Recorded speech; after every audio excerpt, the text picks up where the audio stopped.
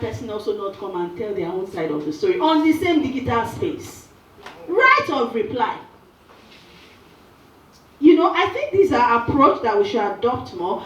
If there is if the security agency thinks, or the police, the cyber crime force unit now thinks that something that is not true has been published, sometimes, you know, just issue your own side of the statement. Educate. You know, not every time try to suppress or even give the perception of intimidation. I mean, I'm just saying that perhaps sometimes let's also begin to see that you are adopting a multidimensional approach to this issue. I'm not going to be able to take the session on operationalizing accountability mechanism for digital rights violation without, you know, just basically speaking to all those rights. I hope this slide is visible enough. Oh, it's not? Oh. As the benefits are coming, there are other people that are out there that are looking for ways to also misuse some of these technologies. I also see that the impact of these criminal activities is diverse and enormous because nobody is actually spared. Both those of us that are advocating that rights should be maintained, which I also agree, and those that feel their rights are being maybe threatened, sort of. So everybody is actually affected. That's why we need to come to a common front so that we'll find a way forward. It's not something that somebody will just take a position. It's something that we need to talk. We need to come to a round table. What's the way forward so that everybody will have a safe place to carry out his or her activities.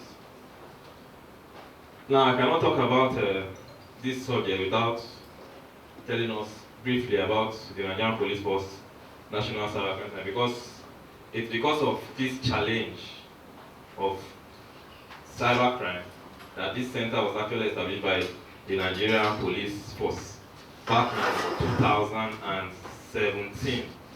The issue then was we kept getting a lot of requests bordering on crimes on the internet, and these were majorly coming from foreigners then. As at then, the unit was still under Interpol, the National Central Bureau, so we had a lot of complaints coming from different countries. My name is Angela Ozoma-Iwochukwu, and I am the head of office of Avocats Sans Frontières France in Nigeria. Today we have convened a stakeholders forum, a situation room, the second of such convening on digital rights, and this is convened on the platform of a project called the E-Rights Project, funded by the European Union and implemented by Avocats Sans Frontières France, Lawyers Without Borders in Nigeria, in partnership with Center for Information Technology and Development and Spaces for Change.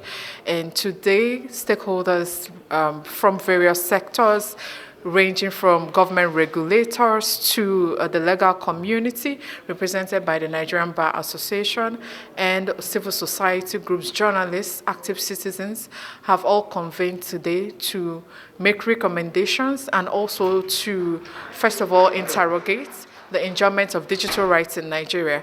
And here today we have had opportunity for stakeholders to express some of the concerns that they have regarding to government approach, policies, regulations around digital rights. Well, obviously it's not about it's not about protecting the interest of users, but more importantly making them much more conscious to know how important the digital rights are, how valuable they are, and to what extent they can also use those digital rights, not only for self, for the progression of a good society. And of course, it's also, the emphasis on what you can call the limits of those rights.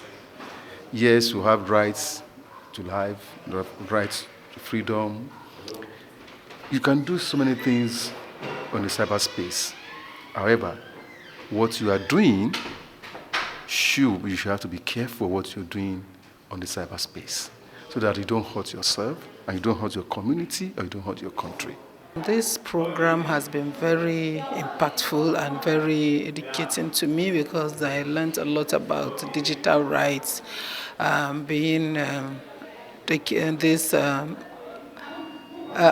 I rather call them lawyers without border. The French name is too technical for me to cope with. So thinking about digital rights, there are things that we do every day, but we don't even know that we have rights that go with them.